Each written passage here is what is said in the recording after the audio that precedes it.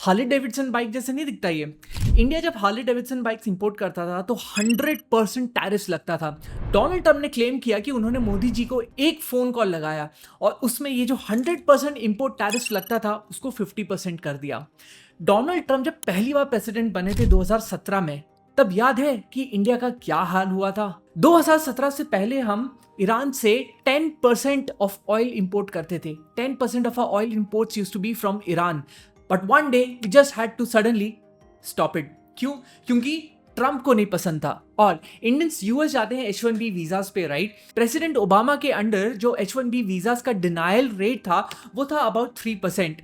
Donald Trump के आते ही the denial rate shot up to 18%, affecting thousands of Indians. 2019 के बाद से इंडिया बन जाते हैं दुनिया का सबसे बड़ा आर्म्स इंपोर्टर और नॉट सरप्राइजिंगली उसी टाइम पे रशिया का हमारे इंपोर्ट्स के शेयर में 73% से गिर के 36% सिर्फ इंपोर्ट्स का शेयर रह जाता है। क्यों? क्योंकि उस टाइम पे डोनाल्ड ट्रम्प इंडिया को ज्यादा वेपन्स भेजने का डिसाइड करते हैं। सो ट्रम्प 2.0 कैसा होगा ये तो बहुत लोगों ने एनालाइज कर लिया, बट सवाल यह है कि क्या आपको याद है कि डोनाल्ड ट्रम्प 1.0 में इंडियन इकोनॉमी का क्या हाल हुआ था? So here are 3 areas that defined Trump 1.0 relationship with India and a prime minister Modi.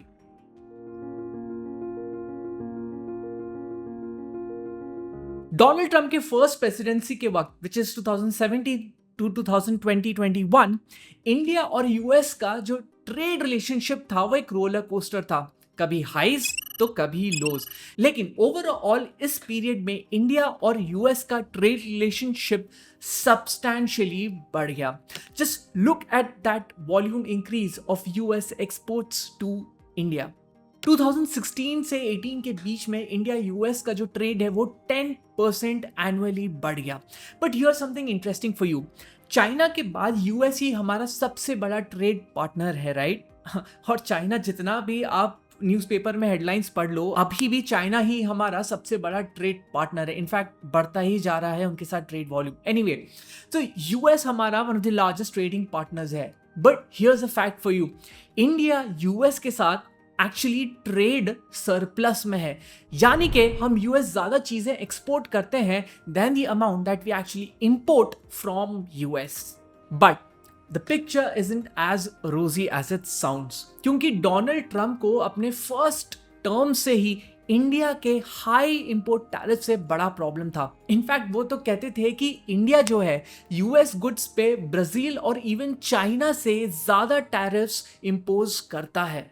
और इंडिया और यूएस का relationship takes a dramatic turn in 2019 जब डोनाल्ड ट्रम्प इंडिया को उनके फ्री मार्केट एक्सेस के लिस्ट से हटा देते हैं।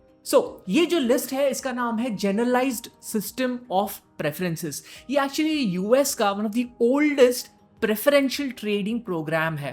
प्रेफरेंशियल मतलब वही कि तुम मेरे को मार्केट का एक्सेस दो, मैं तुम्हें इजीली मार्केट का एक्सेस दूंगा। और 2017 में इंडिया जो था वो लार्जेस्ट बेनिफिशियरी था इस प्रोग्राम का। हमने लगभग $6 बिलियन की चीजें यूएस भेजी which was duty free.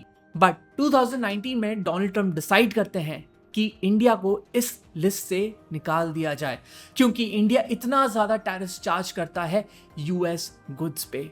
And mind you, वो काफी एडमेंट थे इस चीज को लेके, क्योंकि कई लोगों ने उनके एडमिनिस्ट्रेशन में इसके अगेंस्ट एडवाइस किया। क्योंकि उसी कई चीजें जो इंडिया एक्सपोर्ट करता है यूएस, बहुत सारी चीजें अमेरिकन बिजनेसेस के लिए इनपुट होता है, रॉ मटेरियल होता है। लेकिन अगर आप उन्हीं चीजों पे टैरिफ सडनली लगा दोगे, विच बेसिकली मीन्स कि कॉस्ट बढ़ जाना। But Donald Trump did not बज एंड उन्होंने इंडिया को इस लिस्ट से निकाल दिया। 2020 में डोनाल्ड ट्रम्प इंडियन स्टील और एल्यूमिनियम पे भी टैरिफ्स बढ़ा देते हैं, जो बाद में 2022 में WTO कहता है कि was against the global trade rules. लेकिन 2 साल हो चुके, बहुत किसको पड़ी है। और हार्ले डेविडसन वाला केस तो याद है कि नहीं?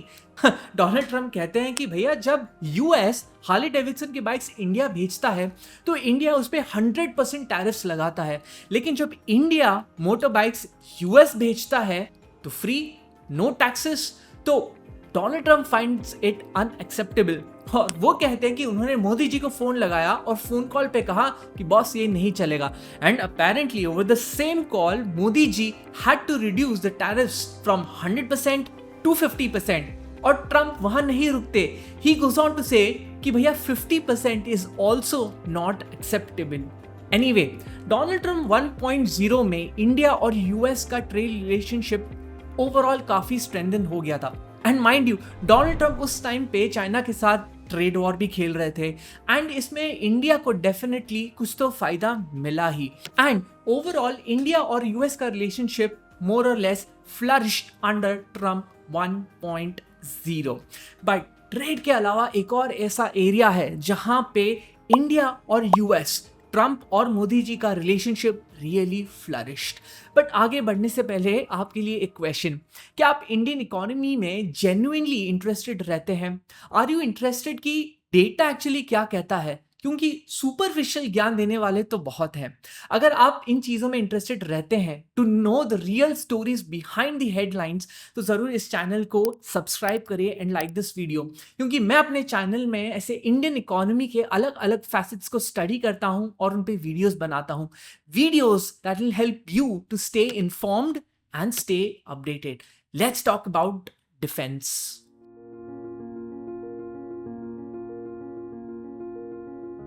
डिफेंस और सिक्योरिटी एक ऐसा एरिया है जहां पे ट्रम्प और मोदी जी का रिलेशनशिप रियली फ्लरिश।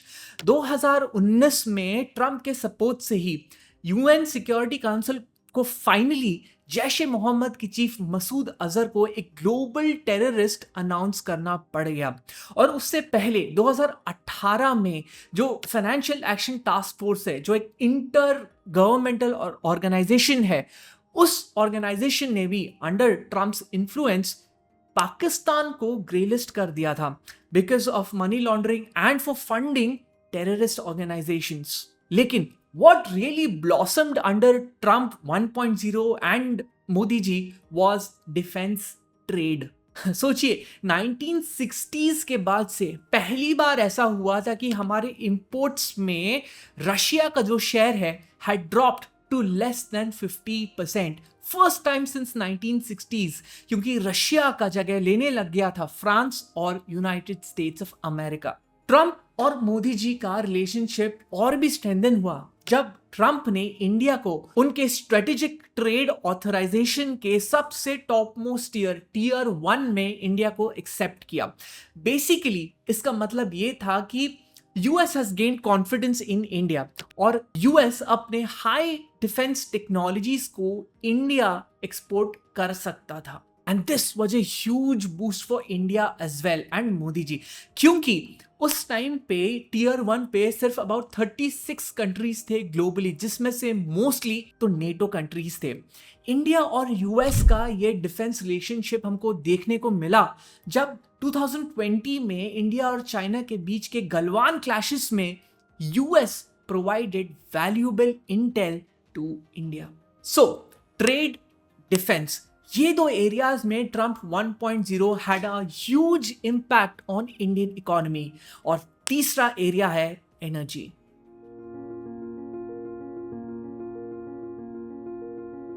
आज यूएसए इंडिया के टॉप 5 हाइड्रोकार्बन सप्लायर्स में से आता है, oil and gas suppliers. But surprisingly 2017 तक इंडिया यूएस से 1 बैरल ऑफ ऑयल भी इंपोर्ट नहीं करता था।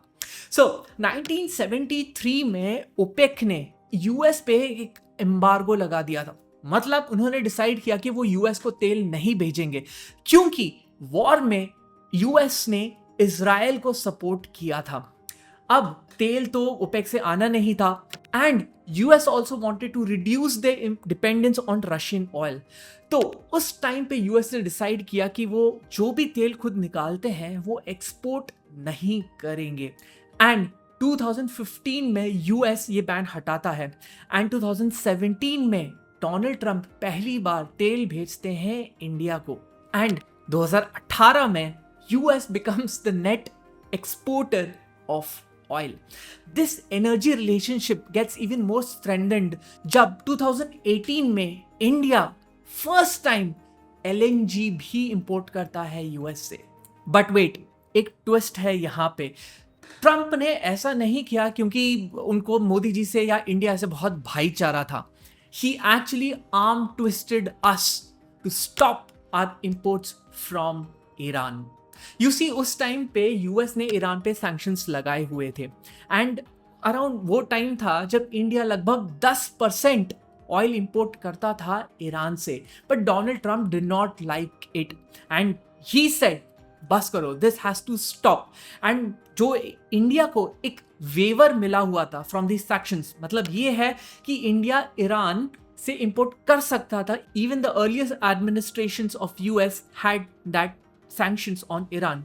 बट डोनाल्ड ट्रंप ने वो जो वेवर था जो इंडिया को मिला हुआ था वो हटा दिया and India had to stop not only imports from Iran but also from Venezuela. जबकि ऐसा करना उस टाइम पे इंडियन इकोनॉमी के लिए सही नहीं था. इंटरेस्टिंग स्टोरीज हैं, राइट? और इसलिए तो मैं कहता हूँ कि आपको हेडलाइंस के पीछे की स्टोरीज जाननी चाहिए. अगर आप हेडलाइंस देखते रह जाओगे you will buy a completely different story. सोचिए 2017 में हम एक भी बूंद ऑयल यूएस से नहीं लाते थे and today US is one of the largest importers, right? And this happened during Trump 1.0. सो वैसे तो ट्रेड, डिफेंस और एनर्जी के अलावा ट्रंप और मोदी जी बहुत सारे ओकेजन्स में बॉन्डिंग किया उन्होंने, राइट? दो बहुत बड़े पीआर कैंपेन्स तो हमें पता ही है, हाउडी मोदी और नमस्ते ट्रंप. मतलब क्या था वो पीआर कैंपेन्स. एनीवे, सो क्या आपको लगता है कि ट्रंप और मोदी जी का ये लव स्टोरी और यूएस और इंडिया का ये सीडो लव स्टोरी कंटिन्यू करेगा इन ट्रंप 2.0? वीडियो अच्छा लगे जरूर लाइक करना. सी यू लेटर.